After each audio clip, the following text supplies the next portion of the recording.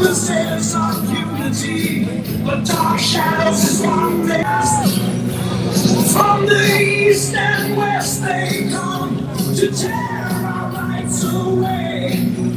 We will rise together, we will have our say.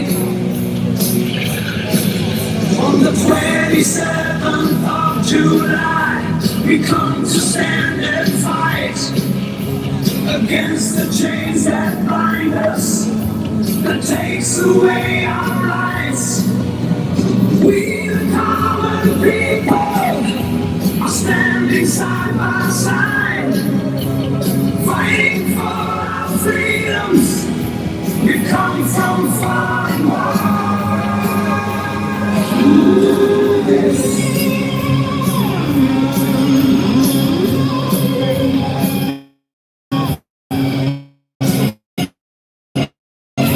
No more will we be silenced. No more will we destiny. The time is here and now.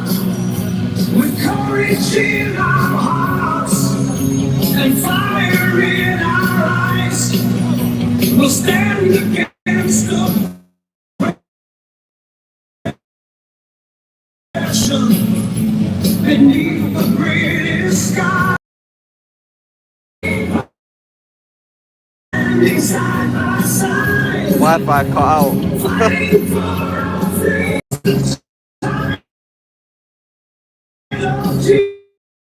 Tyranny.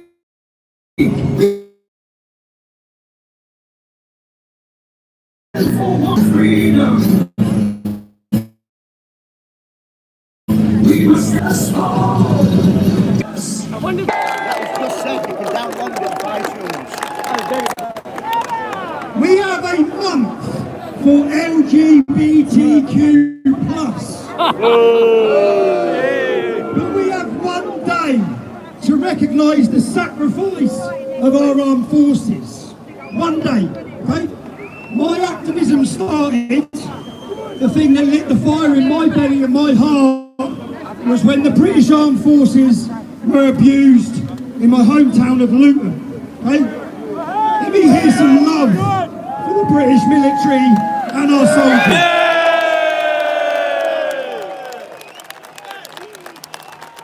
Let them know, let every one of them know how grateful we are for the sacrifice they give. They serve us, they leave their families, they put their lives in danger.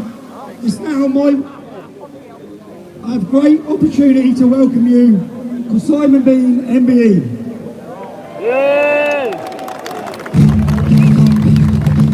The reason why they don't stay patient is because all our B&Bs, all our hotels are full of immigrants. At the cost to the British taxpayer of over £5 million each day.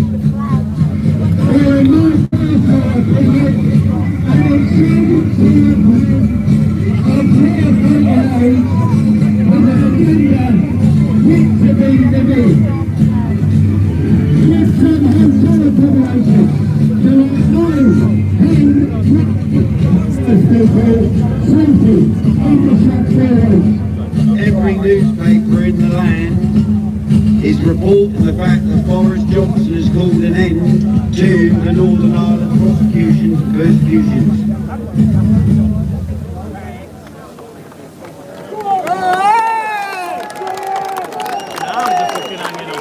Ladies and gentlemen, Patriots, good afternoon. My name is Simon Bean. I'm also known as the Maverick Veteran, and my dad was a toolmaker. Not really. I joined the British Army in 1983 and served for just over 22 years. I saw service in England, Northern Ireland, throughout all of mainland Europe, Norway, North America, saw one operational tour in Bosnia and 2 operational tours in the Middle East. Fucking hell.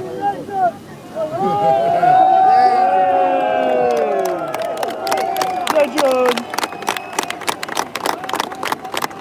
As a veteran and as a citizen of the United Kingdom, I feel 100% betrayed. When I swore the oath of allegiance, I was young and impressionable and truly believed I would be a valued member of this country by the establishment forever and ever. The government of the day, headed by Margaret Thatcher, ensured I was well motivated, well trained, well fed and well paid. I followed orders without question, providing a service to Her Majesty the Queen and my country.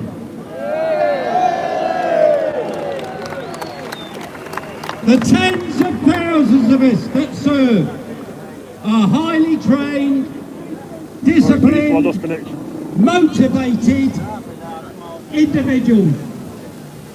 We are expected to be self-sufficient, professional and educated in military doctrine. But at some point, our shelf-life expires. Sorry, people. And we're discarded back into Civvy Street.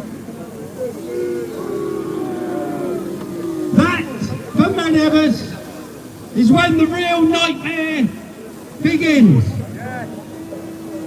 We were broken and rebuilt to become a soldier. But nobody at any point trained us how to be a civilian. Overnight, you become a veteran with the same mentality that was instilled into us as soldiers. We face issues that we've never encountered, and we begin to question ourselves. Where do I go for advice? Who do I ask? Should I ask? I'm self-sufficient, so I should know the answers. Veterans are proud, maybe too proud, to ask for help. We muddle through, we make mistakes. Some of us lash out against the establishment. And this often leads to a meeting with a judge, a criminal record, broken relationships, mental health issues, and ultimately suicide. Some are even investigated and undergo court trials for alleged crimes whilst doing their job on behalf of the British government. This applies to Northern Ireland, God's country, Iraq and Afghanistan. It has been proposed by Comrade Starmer and the Cabinet brain donors to reopen investigations for those that served, even though many have been tried and found not guilty on up to 3 separate occasions.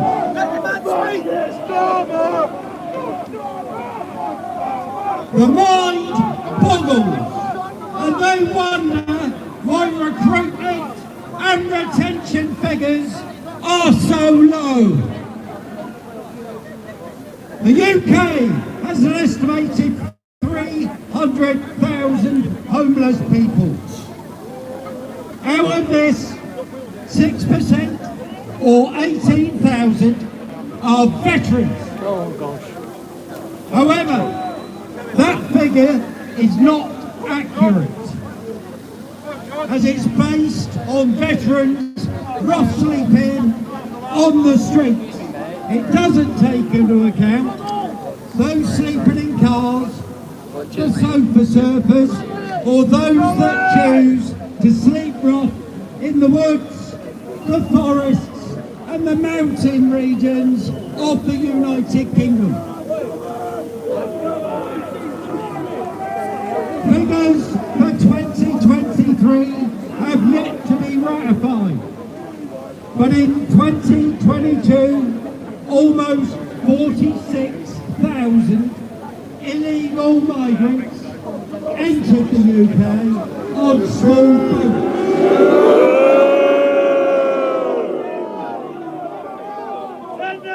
They were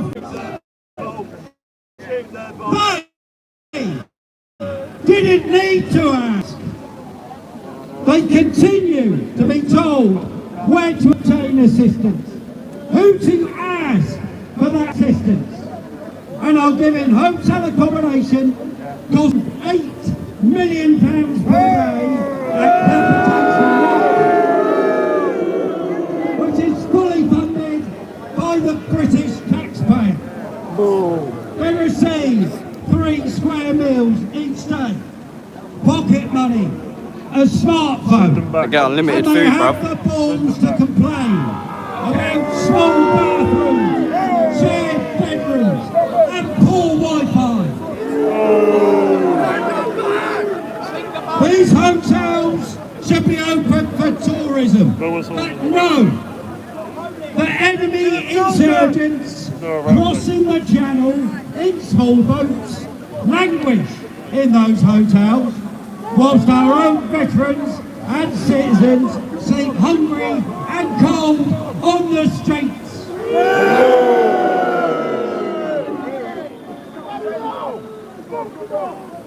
As veterans, we've done our time, and we swore our oath of allegiance to the late Her Majesty the Queen, they don't know what the Arachnophone is. her heirs and successors, and nothing can change that fact. God bless the Queen. I'm known for speaking my mind, and I know not all veterans agree with everything that I rant about. However, I'm too old Big up to Sarah worry, every time. and popularity contests aren't really my thing. So until someone else steps up to the plate, I'll keep talking. And let God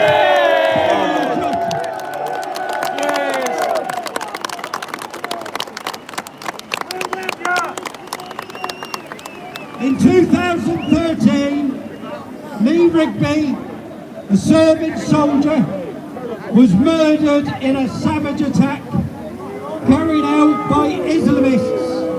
And in recent days, another soldier was viciously attacked by a man whom we believe to be of African origin, following an Islamist agenda.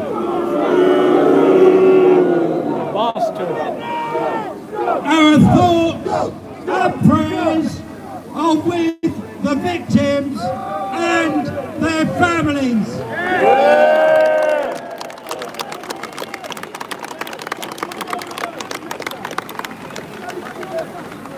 People have asked me if I'm wise to wear a uniform today, as I might be seen as a legitimate target.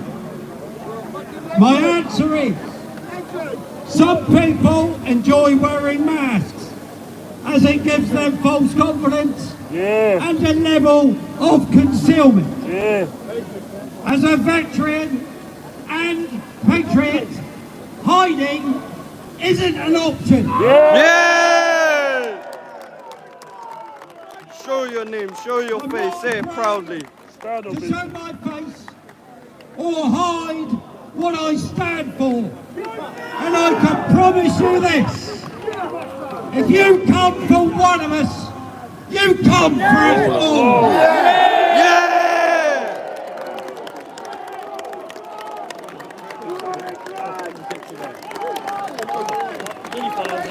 Sorry, brother. Don't just get in front of the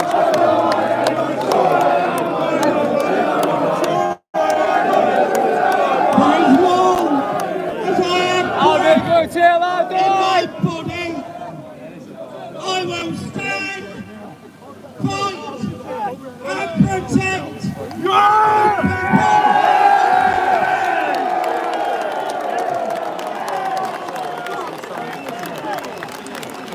I will keep fighting until I'm laying on the street, choking on my own blood.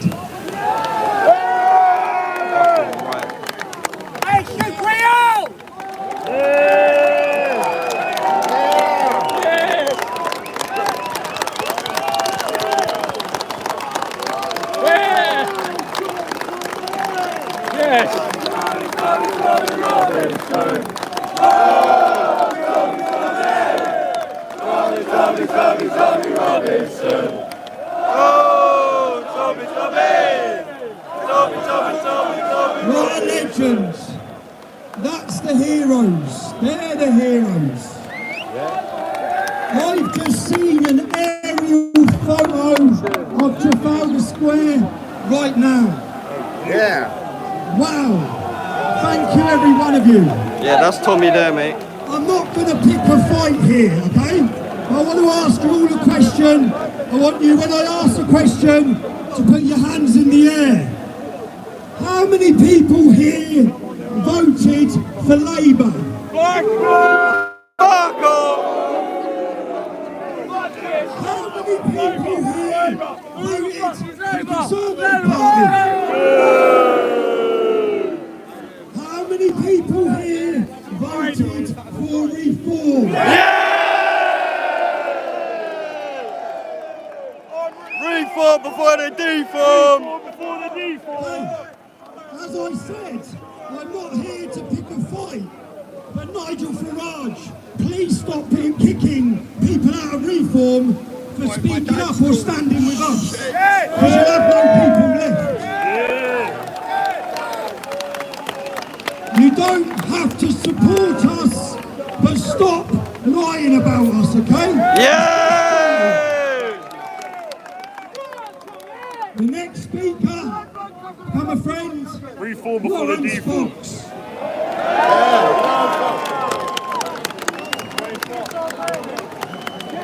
No, they're not, mate. This is the most beautiful sight I have ever seen in my life. I would like you all to give each other a hug, and then I want to do 3 cheers for you lot. Hip hip! Hooray! Hip hip! Hooray! Hip hip! Hooray! Right, listen. We are now a family, a community. That's what we are.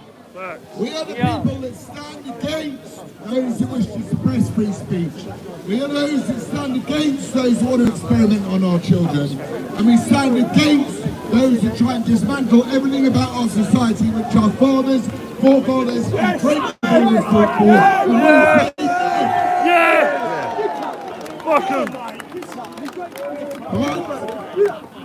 Here's the bad news. We have to find unity. When I texted Nigel Farage earlier in the week, and I said, Nigel, you're going to turn up. He said, sorry, I can't make it. And I said, in response, I said to him, these are the people that believe in you, and these are the people that are going to vote for you. So we have to understand that there is no political solution to this problem. The mass of you, the sea of you all around there, you are the solution to this problem. Yeah! We've got to take action. Stand hijab. I don't really have anything else to say other than I'm profoundly moved by this demonstration of people and this wonderful, wonderful expression of love for one's country, which is the most beautiful thing to do. But remember, we've got to remember one thing. This is our home. Yes. We have nowhere else to go. Exactly. So defend your home with every single ounce of your might. Take back your country and unite the kingdoms. God bless the king.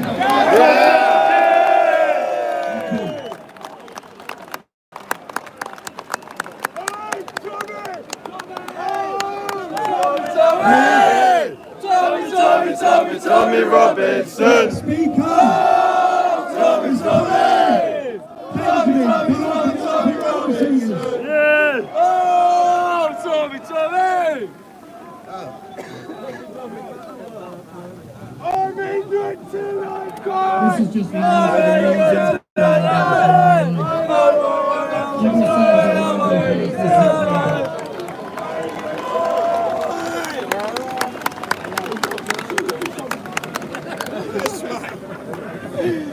I feel that Britain is an occupied country at this point. Yes. I feel Get them out. deeply exploited, and I think this has to change. Because if it doesn't change, what does the future look like for us? Mass immigration has been a colossal failure. There's no question of it. Only the most ludicrous person in the world could deny it at this point. So I'm talking to you, Keir Starmer. There is no economic argument for it. It's making us poor because we are extending to foreign people benefits that are meant for us. The British taxpayer is paying for health, for every person under the sun who can just step foot on our soil. This is not acceptable. The only people who should have access to these things are those people who are born and bred here and have rendered some significant service.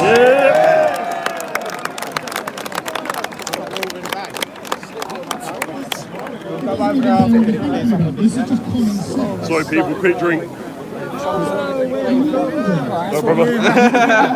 Skills to get well beyond his hand, as we've seen in the last week in Leeds, in Manchester. Things are not going as they ought. You get wrecked now! This platitude about British values. I find this fascinating. I think we should talk about it for a moment. Because they talk about British values as if they descend from the heavens themselves, as if they're something magical, and is accessible to almost anyone, anywhere, at any time. But this is not true. Values are held by people. Values are not separate to people. So if you want the spread of British values, then you need to promote the welfare of British people.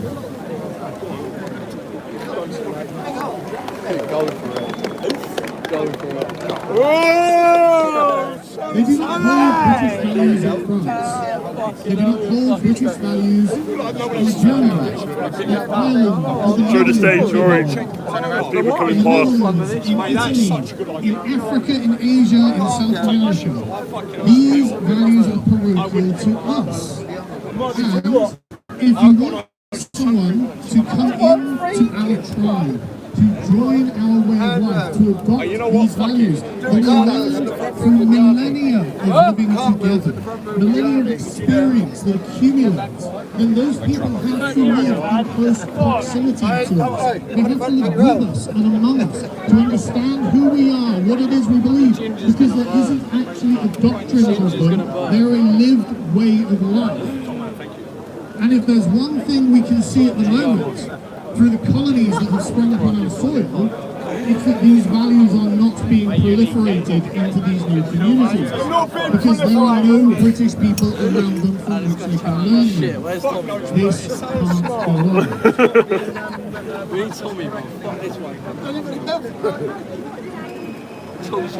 We love you, Tommy! We do! We love you, Tommy! We do! We love you, Tommy! We do! Oh, Tommy, we love you! To whom does Britain, to whom does England, to whom does Wales, Scotland and Northern Ireland actually belong?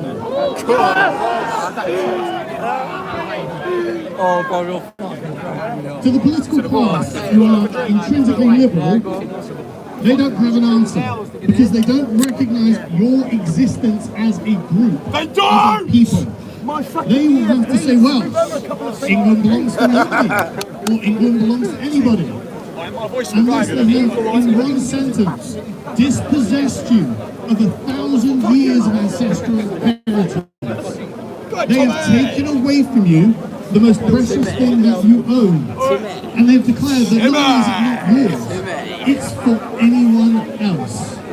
This is a project of colonialism. To say that England, Scotland, Wales and Northern Ireland belong to foreign peoples but not to their own native people. And it's not surprising then that you are footing the bill for this, because you have no right. They've just dispossessed you of your right, but you still live here and so you still have to pay for it. You are the underclass that they seek to create. This cannot go on. It's coming home. A normal person, of course, says that Britain belongs to the British, England belongs to the English, Wales to the Welsh, Scotland to the Scots, Northern Ireland to the Northern Irish. Nobody else would question this because it's nonsensical. Wait, who's holding that sign? And so, The Islamic must go. until What a man. it is understood by our political class that this country belongs to us, nothing can get better. Yes! Until we can effectively say, no, this, as Lawrence said, is our home. And if we choose to extend the privilege of sharing that with other people who come to live with us because they like us, because they are our friends, and you can see many of them here, then that's something we choose to do. They don't have a right, but they may have the privilege. So what must we demand of the politicians? We must demand an end to the exploitation of the British.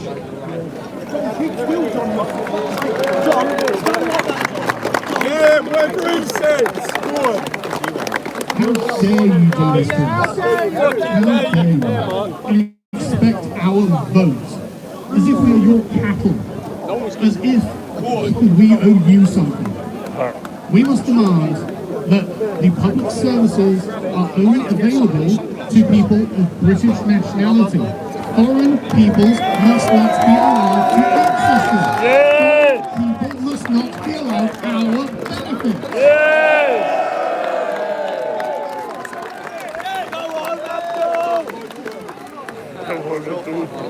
The National Health Service is a very good idea. I like having a national health service. I don't like having an international health service. That wasn't on the table. We never agreed to that. Foreign people must pay to use the NHS.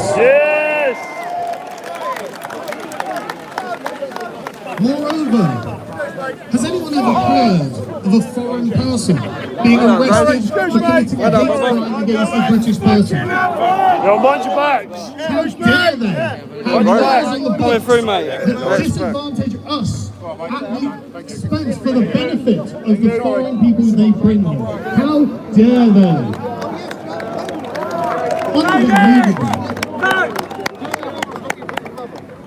And so, to fix this, to prevent the dispossession of the British people from their own land, we must stop the inflow of immigration. It just has to be the way forward. How many people? No more. You might as well, Those bro. people who come from the board and are on benefits should just be sent home. Just jumping in. Okay, we'll go somewhere else. We do not need them here. They have homes to go to. Yeah. This is our only home. We don't need them here. It will do. And finally, That area I can actually just a moment, of course. I hope you're listening to us, Nigel Farage, because we are your constituency.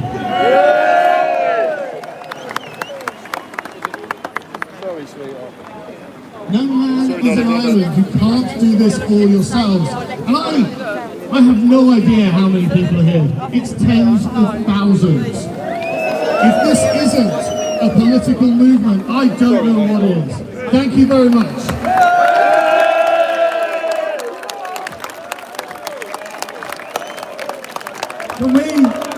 Can we just ask the stewards, wherever you are, we're grateful, but can a group of stewards, we need about 30 of them, come round to the back of the stage, please. So the stewards, make your way to the back of the stage, please. Now, what do you all think of cancel culture?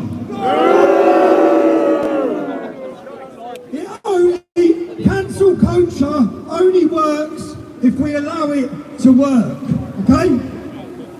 Look at the audience we have. The next person has been cancelled, vilified, arrested, and she's probably about to have the biggest platform she's ever had. Okay? You will not cancel her. Let's watch the video.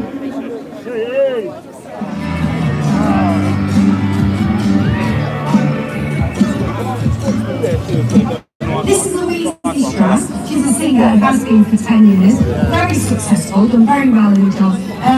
However, has been completely ostracised over comments that she made when she said a trans woman is not a woman. Her artist profile has been removed. It's not, mate. These comments she made about trans women. And nowadays everyone's asking, well, what is a woman? And everything in my life starts with me being a woman, being an adult human female, right?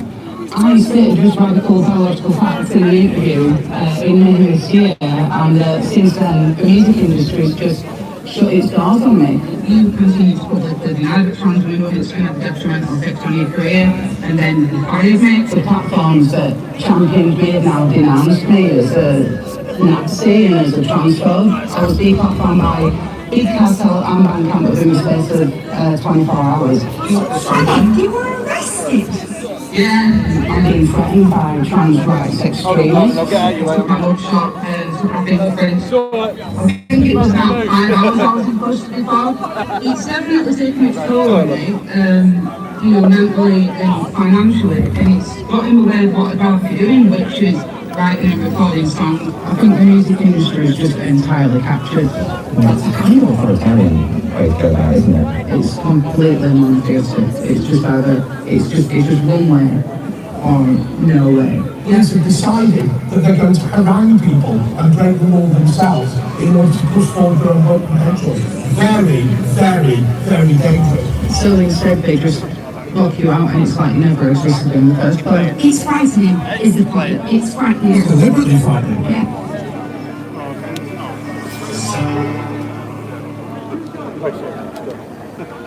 So, excuse my French, but fuck your cancel culture. Louise Distrust with Revolution.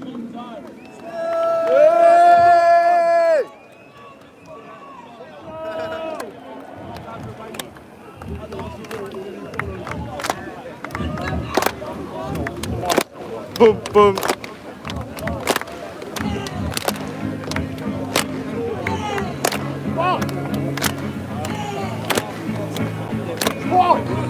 Oh, the fag. Sorry, guys.